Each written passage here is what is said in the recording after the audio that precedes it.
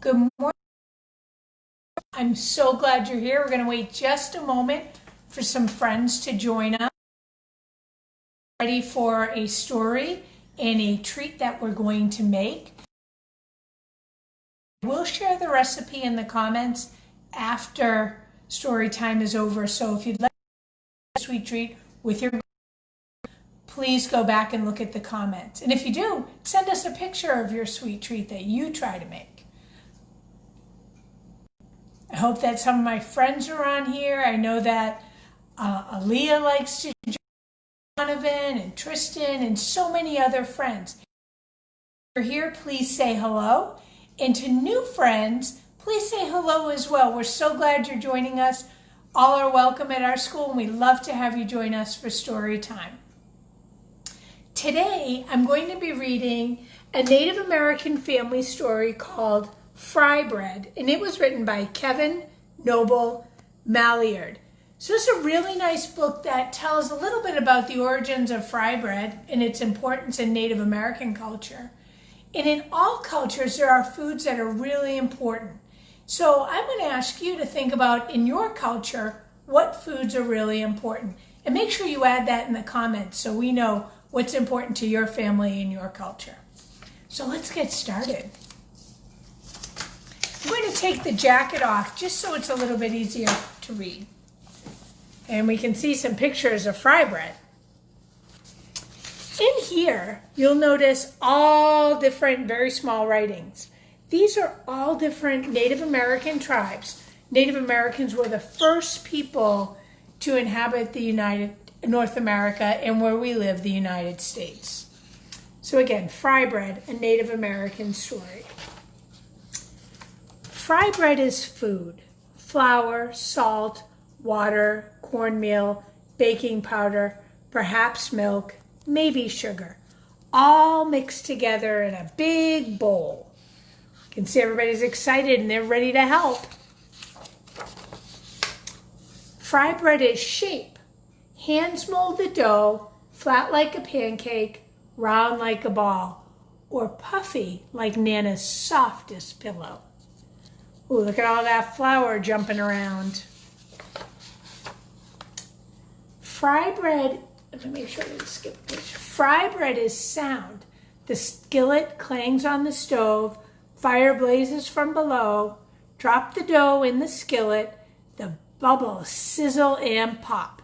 And we are going to do that, and that's why it's very important if you make this, you have a grown-up, because this can be very dangerous. Fry bread is color: golden brown, tan, or yellow, deep like coffee, sienna, or earth, warm like snow and cream, warm like rays of sun. Oh, and you can look at the happy faces on everyone who's getting ready to enjoy some fry bread. Fry bread is flavor. Sea beans or soup smell tacos, cheese, and vegetables. Delight in honey and jam. Rise to discover what brings us together. So all of these different things can be put on fry bread. Not all at the same time, but sometimes it's eaten with savory things like taco meat, cheese, and vegetables, and other times it's sweet with honey and jam and cinnamon sugar. Fry bread is time. On weekdays and holidays, supper or dinner, powwows and festivals, moments together with family and friends. And we know how much food is such an important part of when you're gathered together with your family and friends. Fry bread is art, sculpture, landscape, portrait, our daily craft shared from teacher to student, a cycle of heritage and fortune. Look at all the things that are important in this culture. They're working on making baskets, playing with their dolls, enjoying being outside. Fry bread is history, the long walk, the stolen land, strangers in our own world with unknown food. We made new recipes from what we had. So Native Americans used the land to create their recipes, and that's where this fry bread comes from. Fry bread is a place, Alaska, Kansas, all the way to Maine, down to Delaware, on to Georgia, over to Oklahoma, Colorado, and California. Cities and lands we call home. If you can see on this map, here are the Great Lakes, so we know that Chicago is over in this neck of the woods. Fry bread is a nation. Abenaki, Apache, Arapaho, Ojibwe, Onondaga, Ogallala, Sioux, Narragansett, Navajo, Nipmuc, Seminole, Shoshone, Sac and Fox, and hundreds of tribes.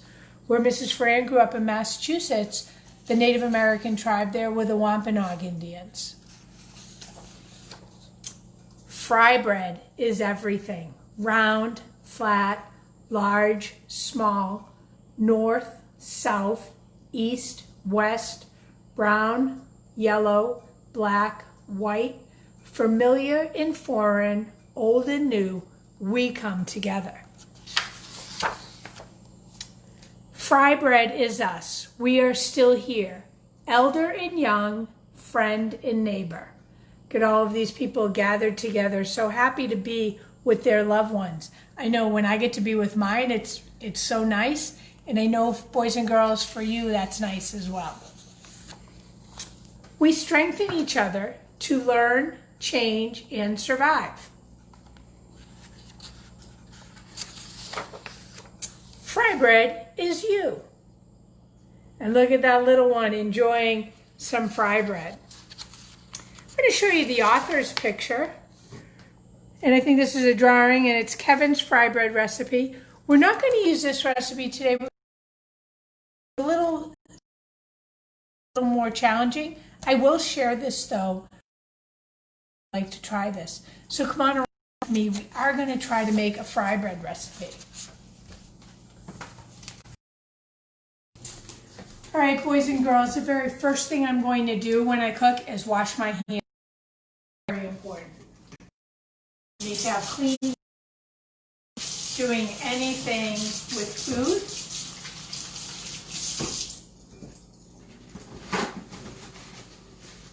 I'm going to just dry my hands off. And we are going to need flour, baking powder, salt, a little milk, and I have some oil heating up, and I'm going to turn this up now as we're going to be getting close. So we'll get that going. I'm going to bring over my ingredients. I've got flour,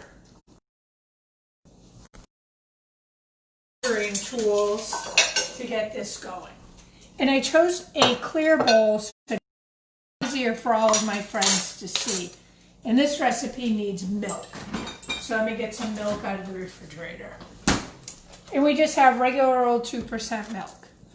So what it says to do is put 1 cup of flour. So I have my measuring cup. I'm going to scoop some flour into my measuring cup. This is a 1 cup measuring cup. And then when you measure flour, you need to just level it off. So we're going to put that in the bowl. And then my recipe says we need 1.5 tablespoons of baking powder. So we're going to put in 1 tablespoon. This is a lot of baking powder, my friends. And 1/2, which is right here, 1/2 teaspoon. Or 1/2 tablespoon is actually 1.5 teaspoons. And that's why math's so important, friends, because Mrs. Farrand just had to do a calculation in her head. And 1/4 teaspoon of salt. 1/4 teaspoon is little. And let's open up this.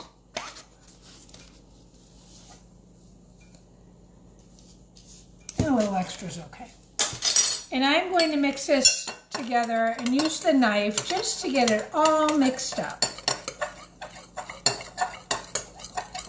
I'm going to just check the oil. Just a moment, boys and girls. getting there, we're getting there. And I'm going to add a 1/2 cup of milk. So I'm going to put my measuring cup down, and I'm going to get down just so I can see the line. To measure a 1/2 cup, I'm going to grab a spatula to mix, and we're going to add in this milk. If it's a little bit too runny or too soft, we will add a little bit more flour, but I feel like it's going to be all right. This is a very small recipe. It's only going to make 4 pieces. And this is a little bit sticky, friends, so we're going to add just a little more flour, just to make sure that we can work with it today. Don't want it to get all sticky. All right, that's about right. Now, before we use anything on the counter, I am going to just give it a quick wipe off because we are going to put the dough on the counter. So let's make sure that the counter is nice and sanitized. This is a Lysol wipe to make sure it's clean. And I'm just going to wipe it off with a paper towel so we know it's clean.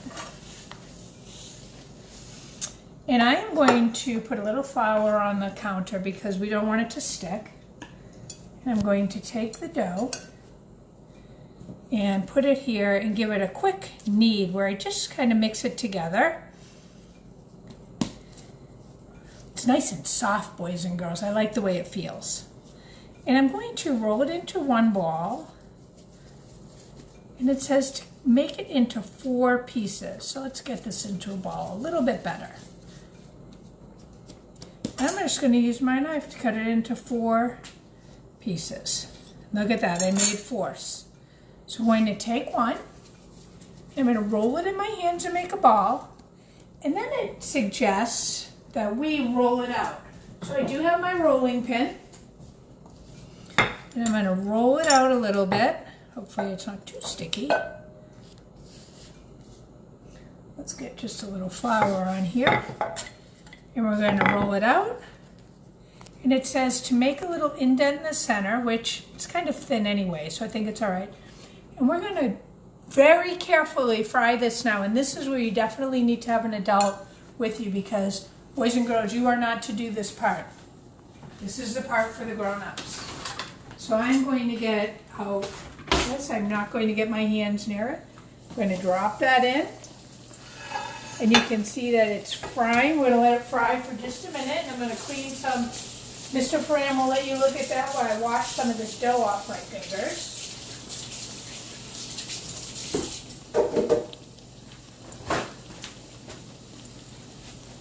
Right, and you can see that oil is very, very hot, my friends, and it's making it nice and golden brown. I'm going to turn it very gently. Ooh, look at that puffy pillow. Did say in our story that fry bread is soft like Nana's softest pillows, and I think I see that right here. Let that cook for just another minute.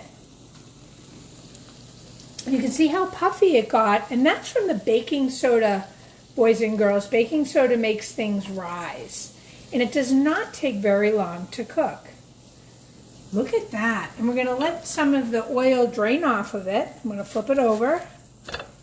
And it says, when you're going to eat this, it's yummy to eat with a little cinnamon and sugar. So I'm going to sprinkle a little cinnamon on it. And a little bit of sugar. And I'm going to break off. I'm not going to touch it with my hands. I think it's probably pretty hot still. Break off a little piece. And I'm going to tell you, boys and girls, it's a delicious treat. I hope you and your family make some fry bread together. Again, I'll put the recipe on the comments and send some pictures of your work. I love to see you cooking and working with your families. Cooking's a great way to use math and get better at that as well. Plus, it's just fun, and what's better than having a treat at the end. Have a great day, my friends. I will see you next Tuesday at 10 a.m. where we have another very special story time. Stay tuned for that. Bye-bye.